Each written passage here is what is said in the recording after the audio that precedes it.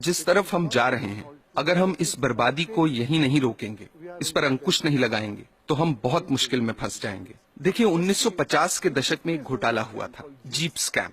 उसमें देश को 52 लाख रुपयों का नुकसान हुआ। उस वक्त के हिसाब से एक बड़ी रकम थी, पर फिर भी आप देखिए कि 52 लाख में कितने जीरो होते हैं।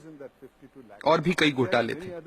LIC में मुंद्रा घोटाला, भारत बैंक का डालमिया घोटाला, नगरवाला स्कैम सेंट्रल बैंक में। हर साल घोटाले होते थे। सोचने वाली बात यह भी है कि सब घोटाले तो बाहर भी नहीं आते हैं। 100 में से कोई 1 या 2 ही जनता के सामने आ पाते हैं। अब 2010 पे आते हैं। कॉमनवेल्थ गेम्स, 70,000 करोड़ का घोटाला। 2G scam, 1,76,000 crore. 2012 पे आइए, कोलगेट घोटाला, 1,86,000 करोड़।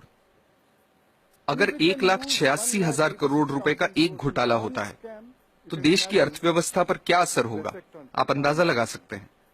1987 में देश के प्रधानमंत्री ने क्या कहा था, वो याद कीजिए। स्वर्गीय राजीव गांधी ने कहा था कि सरकार 1 रुपया गरीबों के लिए खर्चती है, तो उसमें से सिर्फ 15 पैसे ही उन तक पहुंचते हैं। कुछ वक्त पहले कर्नाटक में हमने पढ़ा कि गरीबों को 1 रुपए किलो चावल देने की घोषणा हुई है, जिसके लिए सरकार एक मोटी रकम खर्च कर रही है। कुछ हफ्ते ही बीते थे कि अखबारों में ये रिपोर्ट्स आनी शुरू हो गईं कि जो पैसा गरीबों को 1 रुपए के हिसाब से चावल देने के लिए खर्चा जा रहा है, उससे जो चावल खरीदा जाता है, वो या तो एकदम सड़ा हुआ होता है, या जहां अच्छे चावल की खरीद हुई है, वहां उसे गोदामों से चुरा चुरा के प्राइवेट लोगों को दे दिया गया है। इस तरीके से पैसे की लूट हो रही है। कैसे बच पाएंगे हम? सर, इस तरह के घोटालों का, भ्रष्टाचार का आम लोगों की जिंदगी पर कैसे असर पड़ता है? आप अपने रोजमर्रा के खर्चों को देखिए। पिछले साल के मुकाबले इस साल कितनी महंगाई है, क्योंकि जो पैसा देश के विकास के लिए रखा गया है, जिसे देश की प्रगति के लिए इस्तेमाल में लाना चाहिए, वो पैसा 85% चुरा लिया जाता है। देश के प्रधानमंत्री ने कहा था, मैं नहीं कह रहा, मेरे अंदाजे से तो अगर 1988 में 1 रुपए में 15 पैसे ही सही जगह पर पहुंचते थे, तो आज 5 रुपयों में से 15 पैसे पहुंचेंगे। ये हो रही है हमारी तरक्की। हम लोग, आप हेल्थ केयर को लीजिए। सरकारी अस्पतालों को काफी नजदीक से मैंने देखा है कि वहां क्या हो रहा है। मैं आपको एक मिसाल देता हूँ। 2010 में एक गांव की महिला डिलीवरी के लिए सरकारी अस्पताल आई। उससे पैसे मांगे गए, उसके पास पैसे नहीं थे। अस्पताल ने साफ इनकार कर दिया। महिला के साथ जो व्यक्ति था, वो पैसों का इंतजाम करने गांव भागा। फिर अस्पताल वालों ने महिला को कहा कि यहाँ मत बैठो, बाहर जाओ।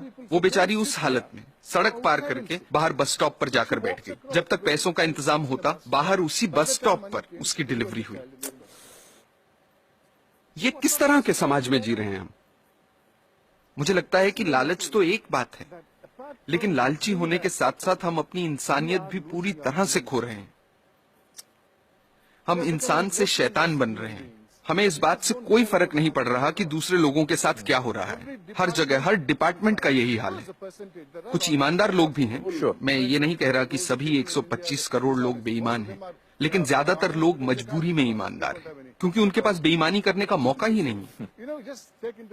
आज के हालात ऐसे हैं कि एक आदमी जो बड़े ओहदे पे है, वो अगर दूसरे पर उंगली उठाकर कहता है कि आप भ्रष्ट हैं, करप्ट हैं, तो सामने वाला इनकार नहीं करता। वो पलटकर कहता है कि आप नहीं हो क्या भ्रष्ट? That's so true. That is so true. ऐसी सोच बन चुकी है। यहाँ जो नौजवान मौजूद हैं, उनसे मैं कुछ कहना चाहता हूँ। Sure, please. मेरी पीढ़ी के लोग अब हालात नहीं बदल पाएंगे। अब सिर्फ आप ही हालात बदल सकते हैं। और आपके लिए अच्छी बात यह है कि लालच सब सरहदें पार कर चुका है, सिर के ऊपर निकल गया है। अब और ऊपर जाने की जगह ही नहीं बची। आपके पास मौका है उसे नीचे लाने का। ये काम आपको जरूर करना है, मेरी खातिर नहीं, अपनी खातिर, अपने बच्चों की खातिर।